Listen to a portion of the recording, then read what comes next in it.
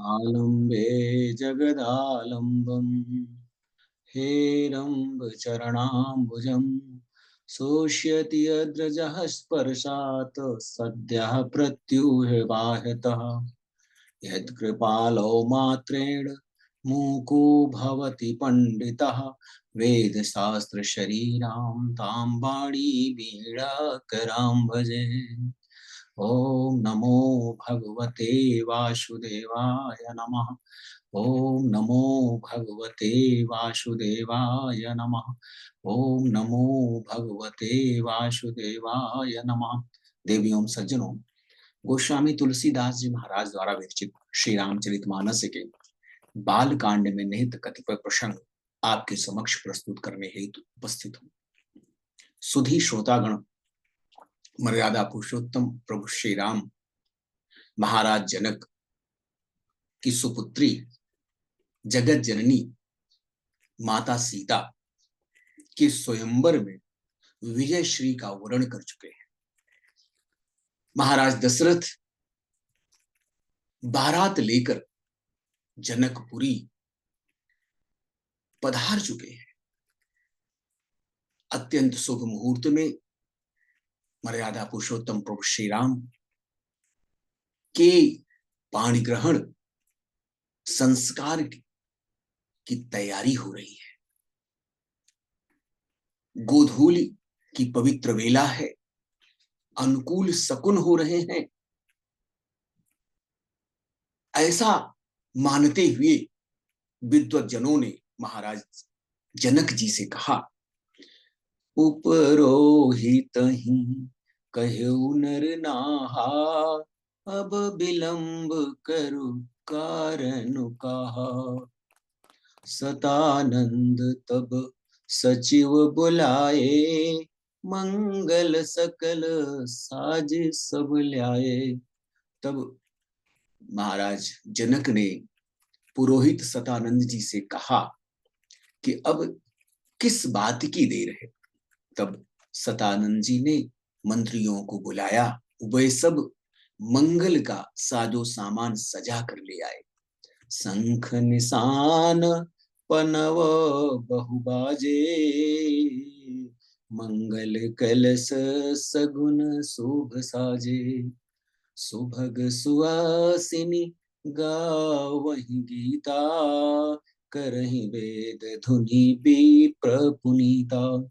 शंख, नगाड़े, ढोल और अनेकों प्रकार के वाद्य यंत्र बज रहे हैं। मंगल कलश और सब शुभ शकुन की वस्तुएं यथा हरदी, दधि, दूर्वा इत्यादि सजाई गई है। सुंदर सुहागिन स्त्रियां मंगल गीत गा रही हैं और पवित्र ब्राह्मण वेद ध्वनि कर रहे हैं। लेन चले सादर यही भांति, गए जहां जनवास बराती। कौशलपति कर देखी समाजू, अति लघु लागति नहीं सुर राजू। सब लोग इस प्रकार आदर पूर्वक बारात को लेने चले और जहां बारातियों का जनवासा था वहां गए। अयोध्या नरेश महाराज दशरथ जी का वैभव देखकर उनको देवराज इंद्र भी तुच्छ प्रतीत होने लगे। भयो समो अब धारिय पाओ, यह सुनि परा निशान नहीं खाओ। गुरहि पूछ करि कुल विधि राजा, चले संग मुनि साधु समाजा। उन्होंने जाकर विनती की, समय हो गया है, अब पधारिए। यह सुनते ही नगाड़ों पर चोट पड़ने लगी। गुरु वशिष्ठ से पूछकर अपने कुल की सभी रीतियों का अनुपालन करके महाराज दशरथ जी मुनियों और साधुओं के समाज को साथ लेकर चले। भाग्य विभव अवधेश कर, देखी देव ब्रह्मादि। लगे सराहन सहस मुख, जानी जन्म निज बादी। अवध नरेश महाराज दशरथ जी का भाग्य और उनका वैभव देखकर तथा अपना जन्म व्यर्थ समझकर ब्रह्मा जी आदि देवता हजारों मुखों से उनकी सराहना करने लगे।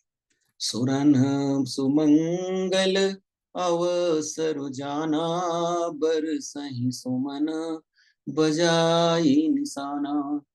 शिव ब्रह्मादिक विबुध बरूथा, चढ़े विमान ही नाना जूथा। देवगण सुंदर मंगल का अवसर जानकर नगाड़े बजा बजा कर फूल बरसाते हैं।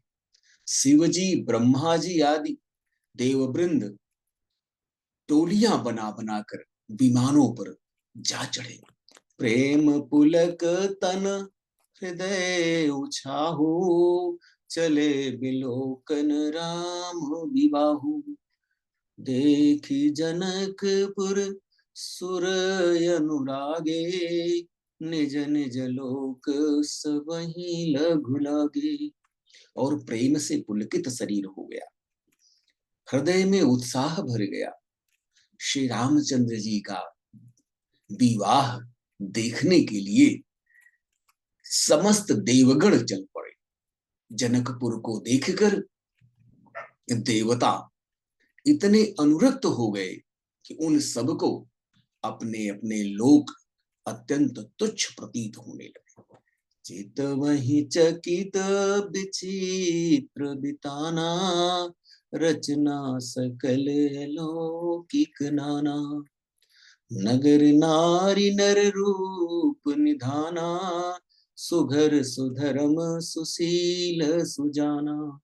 विचित्र मंडप को तथा नाना प्रकार की सभी अलौकिक रचनाओं को वे आश्चर्यचकित होकर देख रहे हैं।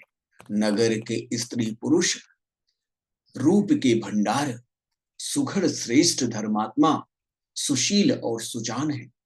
तिन्हि देख सब सुर सुर नारी, भय नखत जनु बिधु जियारी।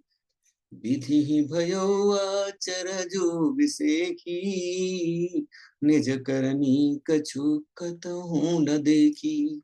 उन्हें देखकर सभी देवता और देवांगनाएं ऐसे प्रभाहीन हो गए जैसे चंद्रमा के उजियाले में तारागण फीके हो जाते हैं।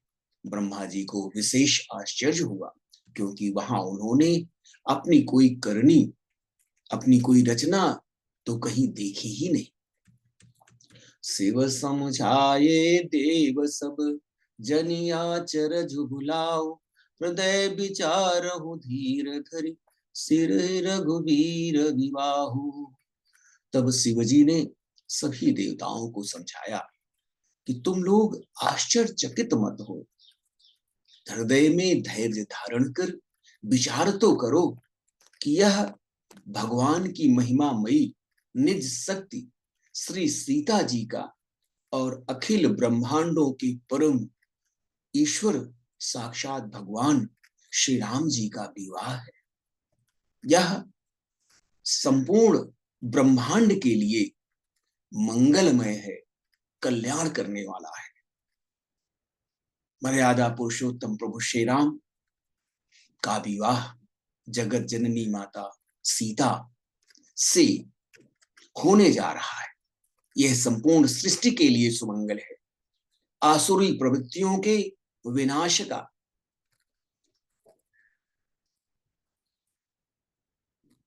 अंकुरण है। उनका अधर्म, अन्याय, अनाचार रूपी विश्व वृक्ष शीघ्र ही नष्ट विनष्ट होने वाला है।